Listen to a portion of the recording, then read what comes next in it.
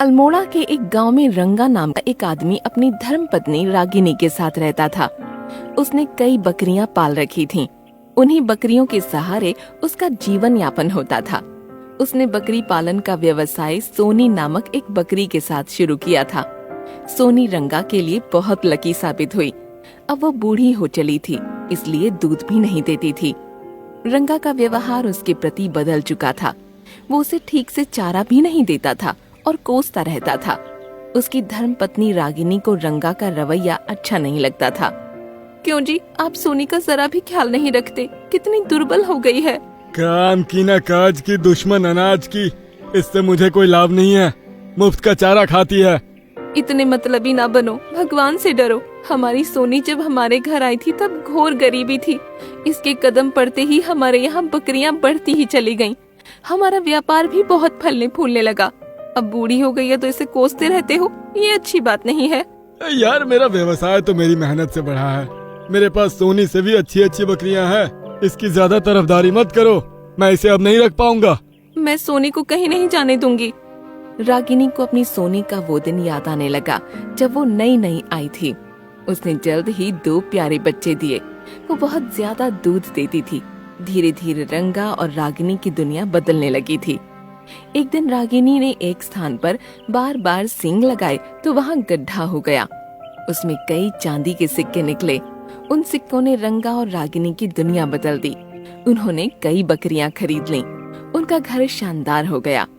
पुराने दिन याद करके रागिनी को सोनी पर बड़ा प्यार आने लगा। उसने अलग थलग पड़ी सोनी को बड़े ही प्यार से चारा खिलाया। एक बार रात्रि के समय बकरियों के बाड़े में भेड़िया आ गया। सभी बकरियां डर गईं। सोनी को बाड़े से दूर बांधा गया था। वो नहीं डरी और दौड़ कर आ गई। देर न लगाते हुए भेड़िए से लड़ गई। वो सभी बकरियों को बचाना चाहती थी। उसने अपने नुकीले सींग से भेड़िए को घायल कर दिया। भेड़िए ने भी उसे घायल कर दिया। रंगा ने जब अपनी बूढ़ी सोनी को भेड़िए से लड़ते देखा तो चौंक गया। रागिनी डंडा लेकर भेड़िए को मारने लगी। भेड़िया जान बचाने के लिए भाग निकला।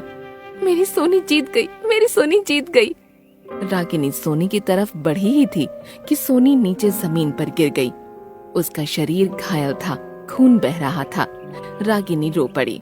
उसने अपनी सोनी का इलाज कराया। कुछ दिन बीत गए और रंगा ने एक दिन चुपके से सोनी को बेच दिया। रागिनी को बड़ा दुख हुआ। मेरी सोनी कहाँ गई? उसे वापस लेकर आओ। अब वो वापस नहीं आएगी, भूल जाओ। कुछ दिन बीत गए। रंगा की बहुत सारी बकरियां चोरी हो गईं। कुछ बकरियां मर गईं। उसका व्यापार चौपट हो गया। गरीबी ने फिर से उसके घर में अपना स्थान बना लिया। सोनी के जाते ही उसकी किस्मत रूठ चुकी थी। मेरी सोनी गई और लक्ष्मी रूठ गई। अब हमारी खुशियां कभी लौट कर नहीं आएंगी। रंगा को भी रागिनी की बात का विश्वास हो गया। वो सोनी को लेने चल पड़ा।